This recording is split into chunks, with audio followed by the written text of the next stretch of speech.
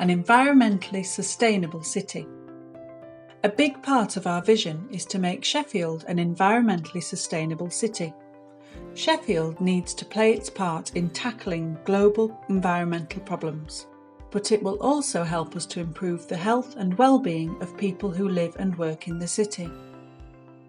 We declared a climate emergency in February 2019, which commits us to working towards making Sheffield a net zero carbon city by 2030. This means reducing emissions of carbon dioxide to zero or absorbing or removing any emissions that are produced.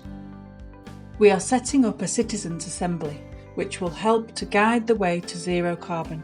This will inform the content of the Sheffield Plan. The Sheffield Plan will play a very important part in how we tackle climate change. Where we locate new development, how much people need to travel, and the ways they can travel will all have a big effect on how well we address climate change. The more people travel by cars and other vehicles, the more carbon and air pollution is emitted from transport. More compact cities tend to have fewer adverse impacts on the environment. They have higher density homes, a mix of types of development, and good access to services and jobs. This reduces the need to travel and makes it easier to walk, cycle, or use public transport. If cities spread out, people may need to travel further to get to jobs and services. But dense urban development also causes some problems. It absorbs the sun's heat, causing the air temperature to rise. This can be bad for people's health, particularly affecting the elderly and very young.